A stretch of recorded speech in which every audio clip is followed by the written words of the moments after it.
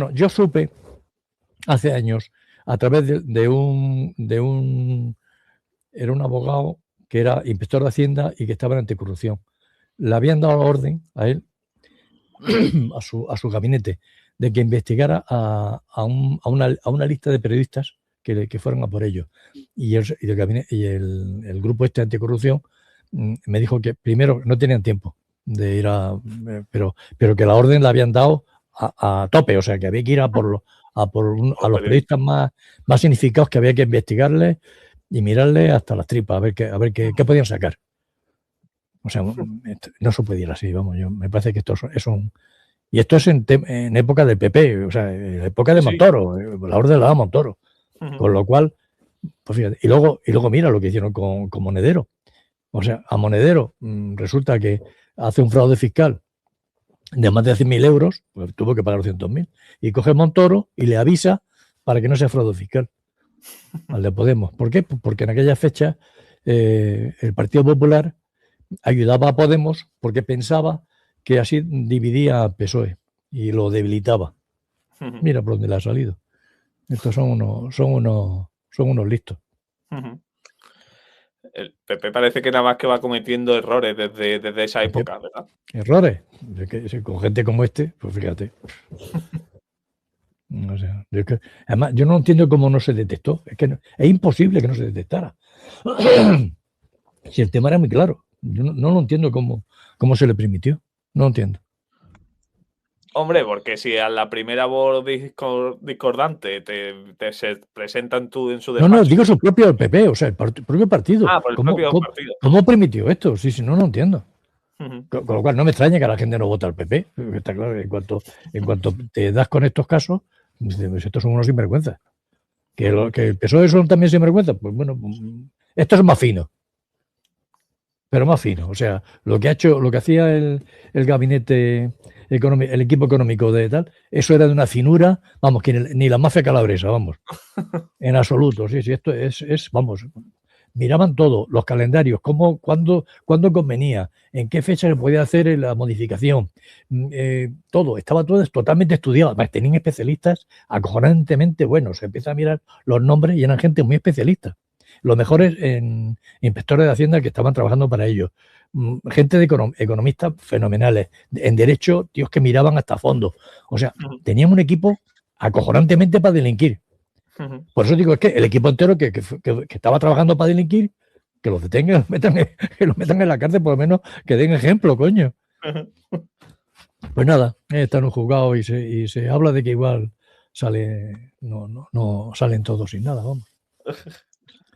Una vergüenza. Por eso saqué el libro, vamos, porque por lo menos hay que dar el tema. Sí. ¿Te parece que leamos el capítulo de Hacienda entra en campaña, el caso Monedero? Que creo que es bastante interesante, Joaquín. Perfecto. Venga. El arranque fue en enero de 2015 con Podemos en ascenso y Juan Carlos Monedero. Si me tenéis que interrumpir, me interrumpís, sin ningún problema. No. El arranque fue en enero de 2015 con Podemos en ascenso y Juan Carlos Monedero ejerciendo como número 3 del partido, secretario de Proceso Constituyente y Programa. Salió a la luz que había facturado 425.150 euros por trabajos de asesoría para países del ALBA canalizados a través de su sociedad Caja de Resistencia Motiva 2 Producciones Sociedad Limitada, constituida a finales de octubre de 2013. La defensa del profesor fue técnica. Servicios extracomunitarios sin IVA vinculados al diseño de una arquitectura financiera regional. El ruido, sin embargo, ya estaba instalado. En mitad de la precampaña, el caso dejó de ser un expediente contable para convertirse en un arma política. El 6 de febrero de 2015, Monedero presentó una declaración complementaria cercana a 200.000 euros para extinguir cualquier contingencia sancionadora. Desde ese momento, el relato se movió a dos planos. En el plano administrativo, el contribuyente regulariza y el Estado cierra. En el plano político, el ministro Cristóbal Montoro aprovechó la tribuna para recordar que todos somos iguales ante los impuestos y que quien opina debe cumplir. No pronunció el nombre, no era necesario. En la atmósfera del momento, la alusión tenía destinatario y efecto. Colocar al dirigente más simbólico del partido emergente bajo el foco fiscal del gobierno. La agencia tributaria mantuvo la liturgia del procedimiento y preservó la reserva de datos, pero el episodio amplificó la sensación de que Hacienda había entrado en campaña. Monedero denunció públicamente que se había utilizado los aparatos del Estado contra él y presentó escritos ante la Fiscalía y la Agencia Española de Protección de Datos por posible revelación de secretos. La denuncia no prosperó, pero fijó la línea de fractura para el afectado, la intimación para el Ministerio, la disciplina. Entre ambas narrativas, la política convirtió una controversia tributaria en escarmiento ejemplar. Todo bastante bien explicado todo, ¿no? Sí, pero lo que no digo ahí es que fue precisamente Montoro el que le avisó personalmente. El que dijo, oye, que tienes este tema, regularízalo que si no vas a la cárcel. O sea, que le hizo un favor. Lo que pasa es que los otros pues, no se lo tomaron así con escándalo y tal. Pero de hecho, a partir de ahí, Monedero dejó de ser parte de la estructura del partido de Podemos. El favor se lo hizo Montoro, porque hubiera sido mucho peor que lo hubieran detenido por fraude fiscal. Claro. Pero el favor se lo hizo por intentar debilitar al PSOE o simplemente porque... El favor se lo hacía a Podemos. El favor se lo hacía a Podemos. Avisando de que, oye, que este hombre tiene delito fiscal. Que lo evite. Y lo evitó. Entonces, un señor porque hubiera sido mucho más escandaloso que si hubiera habido una demanda contra... Coño, como hay contra el novio de Ayuso. Menudo follón hay. Bueno, pues lo mismo. Claro, y además el número 3 del partido que era eran 3 cabezas, 4, era uno ¿no? de los fundadores. Era uno de los fundadores. Y posiblemente fuera el cerebrito que montó el tema. Tenía muchas relaciones en Venezuela y en todo esto, todo ese mundillo. Y de hecho ese dinero que cogió, un dinero que era mentira, no había ningún estudio detrás. Era pura financiación, vamos, de Podemos. Algo parecido ocurrió con Errejón y la Universidad de Málaga, si no me falla la memoria.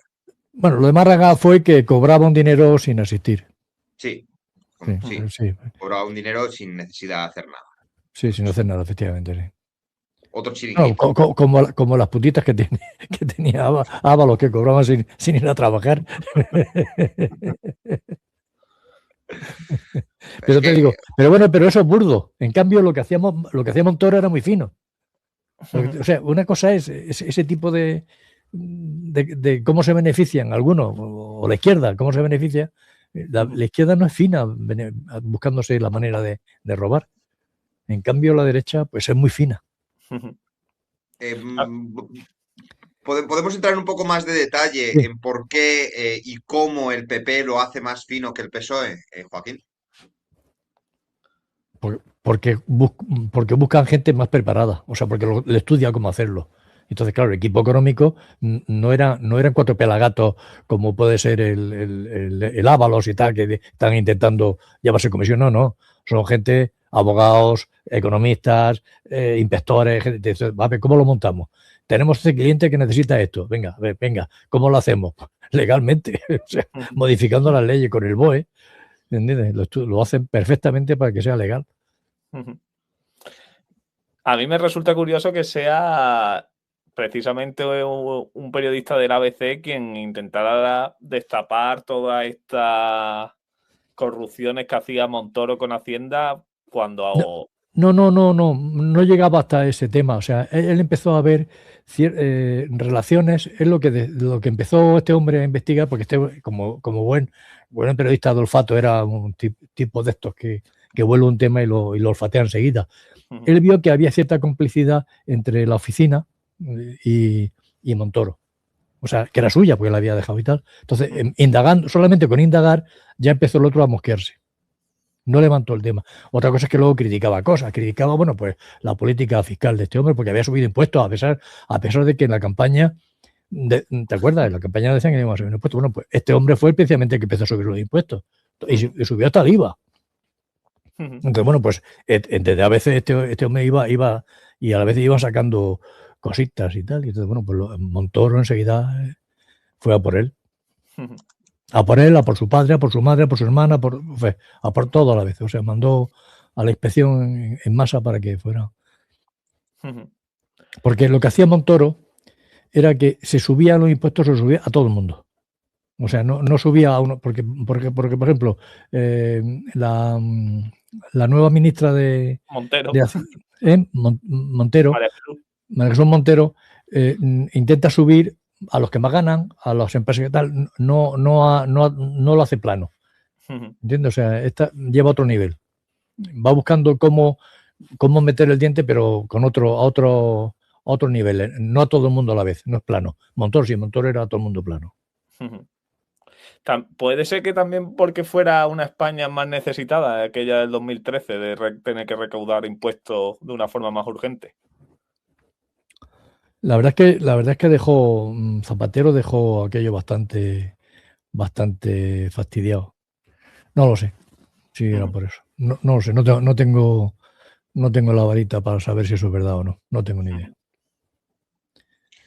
Yo lo que sé es que lo prometió lo contrario. Eso sí. Eso es el tema. Sí. La famosa frase de los chuches, ¿no? Los chuches, van a subir los impuestos a los chuches. Cuando yo llegue, bajaremos. Sí. Ni 2 semanas duró, ¿no? A las 2 semanas de entrar en poder ya había subido los impuestos que decía que no iba a subir, Mariano. Sí.